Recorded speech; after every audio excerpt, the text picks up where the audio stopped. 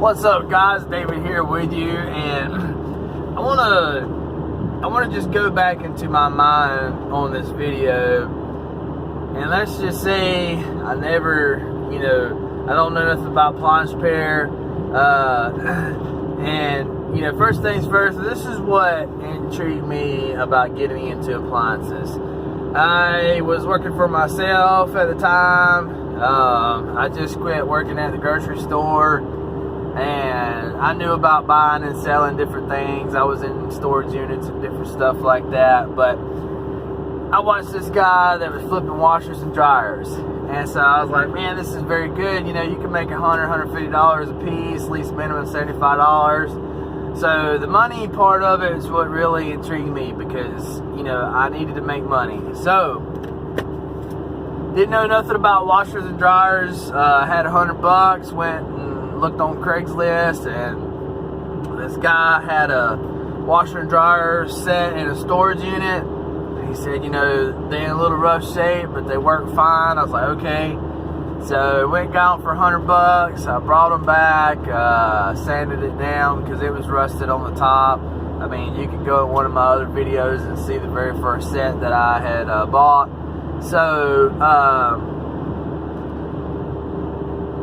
it wasn't till when I got to my house, I ran them, checked them out, plugged it up, ran the washer.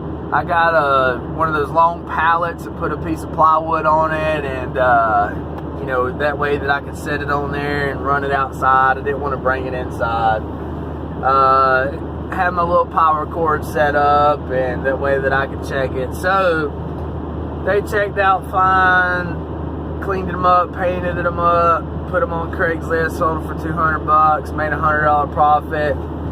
And so after I did that, I was like, okay, this is pretty easy. Didn't take a whole lot of time, didn't take a whole lot of effort. I took good pictures of the machines, put a small detail-oriented ad on Craigslist and sold them pretty quick. So I got back on YouTube, and I was like, I gotta learn how to work on just these basic machines. So I try not to buy machines that something was wrong with them, but you got to understand that sometimes when you go buy a washer dryer, the people's going to get one on over you. So you need to learn how to work on them. So when I get these machines home, I would break them down. I would figure out how to get into them. Majority of the time, you need a Phillips head, a 1/4-inch nut driver, and a 5/16 nut driver, and a good old flat blade. That's the majority of what I needed, because sometimes they got clips that you got to push in and open up the tops, and you got harnesses that are a little aggravating to get into. With that flat blade, you can lift a little latch up on them and pull the harnesses out. So I would buy them, I would figure them out. Even if there was nothing wrong with them, I still figure out how to get into them, because a lot of times dryers need to be cleaned out once you get them. You don't want to sell nothing to nobody, and something happened to it, like catch on fire. So I know I needed to break these dryers down and vacuum them out, because man, they'd be full of crap. And excuse me, you never know what you'll find in these dryers. I found some crazy thing. I found money, I found jewelry, a lot of coins. So you want to get all that out of there. It just sounds good, especially when you're loading it up and it's not rattling and got all this change and stuff in there. So I just, fool with washers and dryers. And that's what I recommend if you're just starting out and you're wanting to do appliance repair. First, start out by buying washers and dryers for, $50. If you can get them cheaper for that, good deal. Run an ad, say, hey, look, if your washer dryer's tore up, I'll pick it up for $20 or $30, and you'll get people to call you. And you don't really want to spend no more than that on a broken machine, because you don't know how much money you're gonna put on there, and you might not even know what's wrong with it. But when a customer calls me, or I'm just gonna give this as an example now, if I got a dryer and it wasn't heating, okay, I knew that I had proper voltage coming from a power box, so I would observe the cord, make sure the cord's not burnt up. I would make sure that I had proper voltage coming into the terminal block, make sure the terminal block's not burnt up. That's where you plug your 3-prong or your 4-prong plug in. And as long as I had power coming in there, well, I knew that now, if the lint filter was up on the top, then I knew that the heating elements are right here in the back, that I needed to pull the back panel off to look at the heating element. So when I pulled the back panel off, I would observe it. I said, okay, here's my heating element. Here's, up here on the blower housing, there's my thermostats. So I knew in my mind that I needed to check continuity on these heating elements. I needed to check continuity on my thermostats. A lot of times the heating element would be out, or a lot of times the thermostat would be out. So I knew that I had to find a local part house near me to be able to get these parts. I really didn't consider going online looking. In my mind at that time, I'm like, okay, I need to find parts. So I typed in appliance repair parts near me, and there was a couple used appliance part places that popped up, but I wanted to locate, a good local parts house. Well, that was Marcone. That's my local parts house is Marcone. So at that time, I didn't have an account with them, and they was, I knew that I needed to get an account with them, because you ain't gotta have a credit line through them, but if you put in that, your appliance repair business, regardless if you're selling them or what they'll do is they'll give you a discount on the parts. I didn't want to get charged full retail because I'm in it to make profit, and if I'm getting charged retail, well, then there goes my profit. So you need to get set up through your local parts house. You need to stick with just washers and dryers, and learn these washers and dryers before you even advertise any kind of appliance repair business going into somebody's home. Now, if you're familiar and you begin to feel comfortable with working on these washers and dryers, this is what I would do. I would advertise, first things first, you need to go be licensed and insured. Now, when I was just selling appliances, I wasn't licensed nor was I insured. I didn't need to be. I was, at the time, I was just under the table because, I didn't know the direction that I wanted to go. So I wasn't fit to go do this, I wasn't fit to go do that. I was just selling a couple washers and dryers, and, buying my storage units, doing other things like that. So, but if you're going to step foot into a customer's home, you need to make sure you got the proper insurance, and that you're licensed in your local area. However your license may be, you need to Google it, find out, call your tax office, tell them what you're trying to do, and they'll point you in the right direction. Okay, so this is how I would advertise. I would put that, hey, your washer and dryer's tore up, no problem, give me a call, I can fix it for you. And just because your knowledge base is on washers and dryers, that don't mean that you charge less. You automatically charge at least an $85, your service charge needs to be $65, and then you explain to the customer that, any labor rate, you can start at $85, $95, whatever.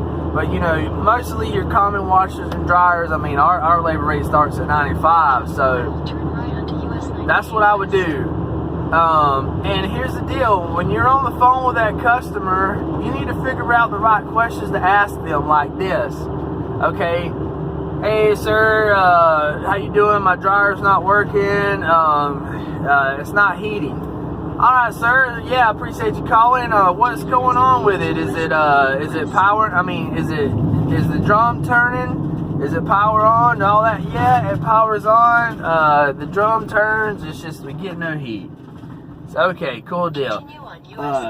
You know what brand the machine is? Well, it's a Kenmore, it's a Whirlpool. Okay, is it just your common washer dryer? You got the knob dial on the top. Yeah, your lint filter on the top, or where's your lint filter? Yes, on the top. So in your mind, you automatically know how you need to, that this is a machine that you know about and you can fix. Because with your knowledge base, if you don't know a lot, you don't want to pull up to a customer's house and it's a machine you're not really familiar with, and then you have to tell this customer, hey, I'm not familiar with this machine, and then you wasted their time, you've wasted your time. You need to be upfront with people right then over the phone. And so when I first started this, I wasn't very familiar with refrigerators. So like if somebody called me on a French door, Samsung or LG, I would just tell them, hey, I'm not familiar with that. And here's the thing. You need to find you a local appliance repair company, and go to them and tell them, hey, I'm learning appliance repair, and hey, shoot, they may offer you a job to train you, and if they do, good, jump on board with that. But you tell them, hey, I just mostly work on washers and dryers. I do get people that call me for refrigerators and different things. I'm just not comfortable with them at the time, but I would like to refer them to you. And so that looks better when a customer does call you, because regardless if you advertise you work just on washers and dryers, you're going to have somebody that's going to call you asking for if you work on other things. And it's good to have that in your back pocket to say, hey, I don't work on refrigerators just yet, but I have a company I can refer you to. So I say get familiar with washers and dryers real good. You're obviously wanting to do this to make money, and so I recommend flipping these washers and dryers first so that you can get familiar with them. You can work from the comfort of your home. Nobody's over you, nobody's watching you, and you can learn these machines. And you can still make money, because that's what we're here for. We're here to make money. Fixing appliances is just part of it, okay? That's my motto. I'm here to make money. So, and I hope this person don't think they finna pull out in front of me. But anyways, so, if I'm just started out, that's going to be my thing. I'm not worried about getting customers right now, because I was not comfortable with going into a customer's house, because, you don't want to waste nobody's time. So work from the comfort of your home. I know some of you guys, you may just be like, well, David, I just got a car, man. I really can't go get washers and dryers. Well, that's going to kind of put you in a kind of a tough situation trying to learn appliance repair. If you just got a car and you're not able to go get these washers and dryers, this is what I recommend you doing, okay? I recommend you going and finding an appliance repair business that's near you, that's around you, that's anywhere, close by you. And I would walk in there and I would say, hey, look, I need to talk with the owner, I need to talk with the manager of the company. And I would just be straightforward and say, look, guys, I'm wanting to learn appliance repair. In 1,000 feet, turn left onto Hillside Avenue. I'm interested in appliance repair, and I'm wondering, do y'all have a job, or would y'all be willing to train me? And I can guarantee that, there's a company somewhere around you or near you that be willing to train you for sure. And then, to me, that's the best way, because at first, I just started flipping washers and dryers. I learned, from my knowledge base that I had, and, I eventually did work with a company for a little bit, but, I was hard-headed. I went on my own, and there was a lot of different aspects of the business that I wish I could have been mentored on, because I would have been more further than what I'm at now. But, hey, everything happens for a reason. But if you got a truck, good deal. Got a car that can pull a trailer, good deal. I say do that. If you don't have access to these things and you're still interested in appliance repair, go find an appliance repair business and try to get a job for them. Ask them to train you. And that's going to be your best route, because, if you could get on with a company that's running several jobs a day, you're going to learn a lot very fast, very quick. You know, hands-on is the best training. You can watch these YouTube videos all that you want, and that's a good thing, because that's what I did. But actually being there and seeing a technician work, seeing a technician do, like, man, I wish I could bring y'all with me on jobs, and, you know, but I can only bring you so much through this video, and I can only talk so much about it. So that's what I would do. You know, start with washers and dryers. If you could buy them, if you could get them, do that, because you work from the comfort of your home. You can still make money. You know, even if you need to go get a part-time job, go get a part-time job and flip washers and dryers on the side. And, you know, as you get comfortable with them, then you can start advertising that you repaired just these specific ones, and people will call you. If you don't have access to that, go to step number 2, and that would be find an appliance repair company that will hire you and be willing to train you. Alright guys, well, I'm pulling up to my first job here. I appreciate y'all tagging along. Appreciate y'all subscribing to my channel. And y'all have a great, wonderful day, okay? Thank you, and God bless. Alright guys, thank you for watching my channel. I hope you're enjoying the information that I'm putting out there. If you felt like you've learned something today and would like to contribute to my channel, I put a PayPal button at the top right hand corner of my page. If this is your first time here, please hit the subscribe button, and I'm looking forward to seeing you in the next video.